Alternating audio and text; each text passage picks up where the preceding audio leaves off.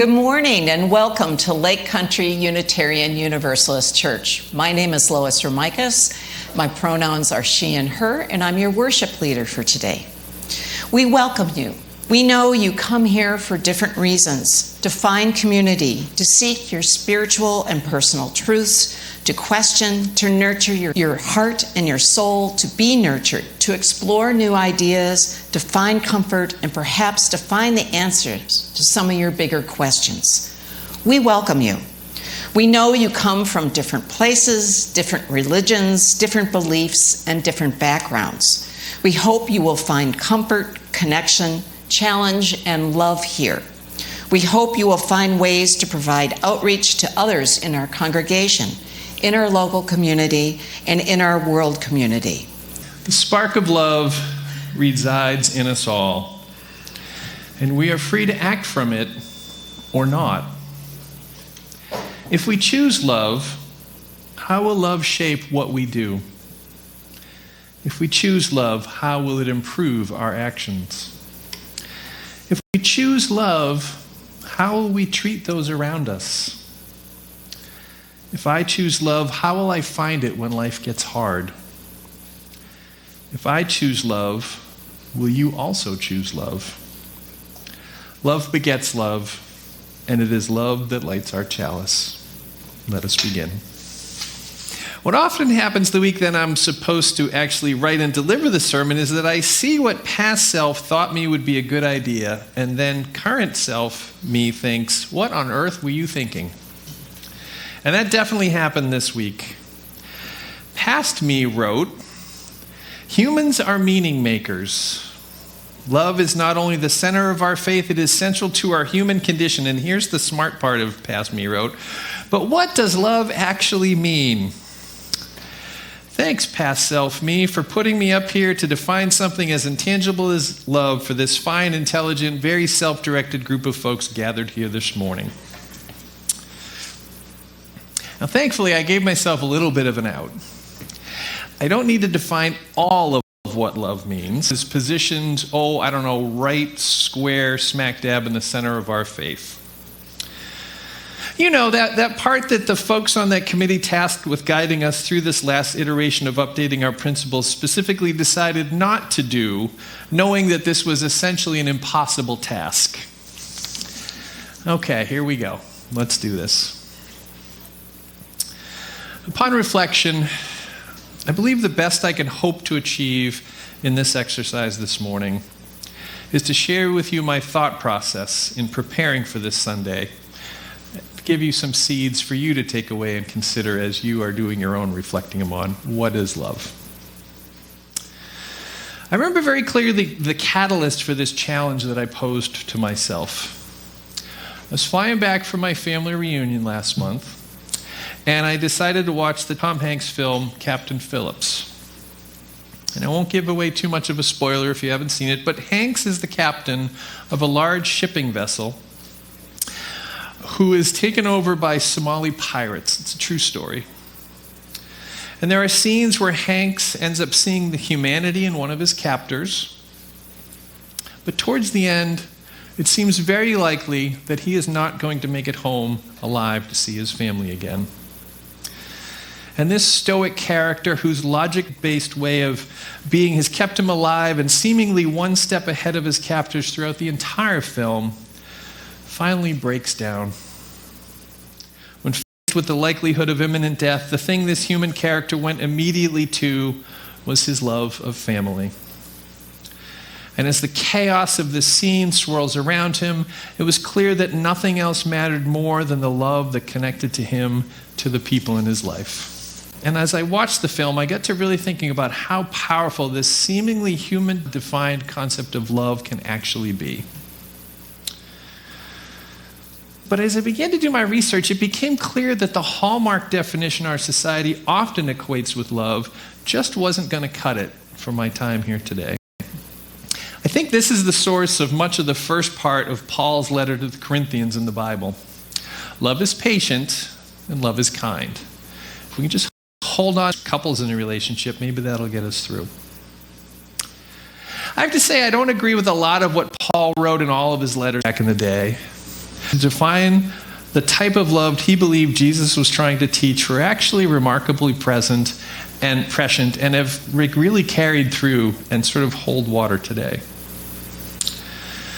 It's the ending of that letter, though, that seems to sum up the type of love that I think our faith means when we say love is at the center of our faith. Love does not delight in evil, but rejoices in truth. It always protects, it always trusts, it always hopes, and it always perseveres. This is where the theologians wrestling with the concepts of love usually end up. Love always perseveres. I really did wrestle with this concept of love. One thing that can be helpful when trying to tease thoughts out of a concept is to compare it with its opposite. So I began wrestling in that way, not with hate as the opposite of love, but rather simply a lack of love. Plenty of love over here, not enough love over here. And as I went down that path, I really began to connect love with a will towards life, and as a lack of love as a path ultimately towards death and destruction. And this really challenged me, because part of my theology is grounded in the Tao, the yin-yang, the idea that all of nature is in balance. Which took me down another path that said, if love supports life, and a lack of love can lead to death, and things are always in balance, then there must always be equal parts of both, and they would cancel each other out. But then I got to thinking that for human life to have continued to exist throughout history, love must have always won, at least up until this point. Right? Because equal would cancel itself out, and if lack of love won, it would take over and lead to our demise. So love then, as foundational to life, must always persevere. Which brought me to this moment in history. I honestly believe that what we are seeing in society is a rise in the forces that occur when love is simply lacking. Listen to the opposites of what Paul's letter stated about love. The opposite of patient is impatient. Does the current moment feel like it is filled with more patience? More impatience? How do you feel when you're stuck in traffic, or when the technology you're relying on just isn't working? Do you feel patient? Or do you feel impatient? Love does not envy, it does not boast, it is not proud. Is that what is held up in popular culture these days? It does not dishonor others, it is not self-seeking. Are we not fed messages that say we must always look out for number one?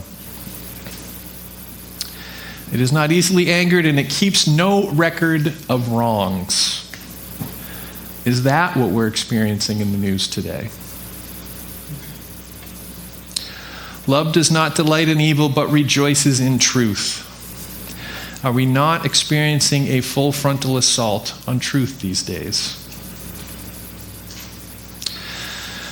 My friends, as I look out into the world and I try to diagnose what ails us, I see an illness whose foundations can easily be seen to have been created by a lack of love in the world.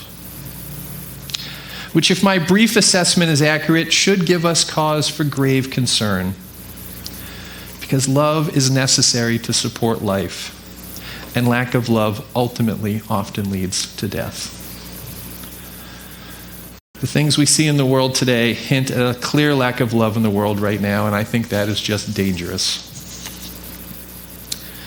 And I believe that restoring that balance is what our faith is ultimately calling upon us to do at this moment in history. We are being called to do nothing more and surely nothing less than to work to expand the amount of love available in the world. our faith places love at the center of what we do. We've articulated 6 values through which we are called to expand that love into the world. Each of these values, unlike love, is given a definition. And after that definition, each value contains a promise of what we will do to attempt to spread that value into the world. That's how those new values are set up. There's a definition of what it means, and then there's a promise that says this is what, as Unitarian Universalists, we say we will do to try to expand that value in the world. Our faith doesn't demand that we convert anybody or that we must believe any specific thing or another. Rather, it simply says, here is what our history tells us is the path that leads towards love and towards more life. We believe that it is simply the expansion of these values in the world that leads to more love and thus more life for all living things. Our current UUA president, Reverend Sophia Bentoncourt, wrote, "The love at the center of our faith is a love that expects nothing less of us than the rebuilding of this struggling world." Sometimes what we know of love and justice pushes us in ways we never expected, and sometimes the need to bear such love into the world is heartbreakingly large.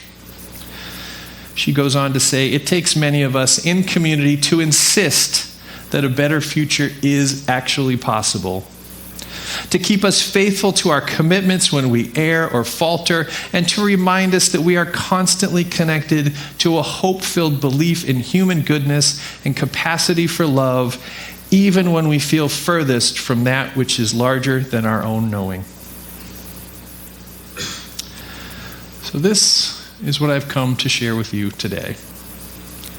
I don't really have a simple definition of love. I can tell you that it's not a self-focused thing. I believe it must exist in relation with another. But most importantly, I'm here to tell you that the expansion of the light of love in the world is the most important thing we can possibly do together today, right now. This is our work. We need to dive into love. We need to examine our beliefs about love, the ones that we learn through good modeling, as well as the ones that we've had to work to learn for ourselves due to the times when we didn't receive the life-giving love that we needed. And once we've worked on our own healing and can honestly say we are able to love ourselves without hesitation, then we need to ensure the love that we are sharing in our relationships is healthy and life-giving. And as our reading today reminded us, it doesn't always just tell us what is comfortable and what we want to hear. It shares with us that which we need to survive and thrive. And then, with all the strength that we can possibly muster, we are called to share the life-giving gift that is love with the rest of the world. Are you ready to accept this challenge? Do you love yourself in a way that infuses life essence into your being, even when times feel hard? Are you mindful of the life-giving love that you seek to imbue into all of your close relationships? And just as importantly, are you working to live your life in a way that expands that love up and down and sideways and all around you to everyone you encounter as you make your way through the world? Are you remembering even to spit on the worms? This is what my faith tells me is needed to heal our ailing world, and I believe it. Love, in my understanding of it, equals life. My friends, as I look around the world and I wonder what it is I can possibly do to make a difference, the answer is very clear to me. Our faith is calling us to relight our candles and to place them back in our windows.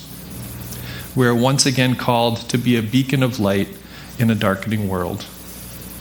Life is calling upon us once again, as it always has and it always will, to love. Our closing words today come from my friend, the Reverend Chris Rothbauer, titled, May Our Lives. May our lives be reflections of the beauty, peace, and joy that is possible in the world. And may the love we find in this place sustain us as we go our separate ways. Beloveds, thank you again, as always, for coming in on this. I think this is going to be one of the last days of summer. Summer. Yeah, fall is really coming. Please join us for coffee and conversation in the social hall. I'll be in classroom 2 around 11:30 or so. If anybody would like to become involved in a much deeper discussion about what love is and how it might show up in the world. It's such a big topic, such a short amount of time. There's so much we could talk about. I'd love to chat with you, especially if you're new. Come and meet with us and ask your questions and stick around, because there's lots to be done here. Go in peace. Be well.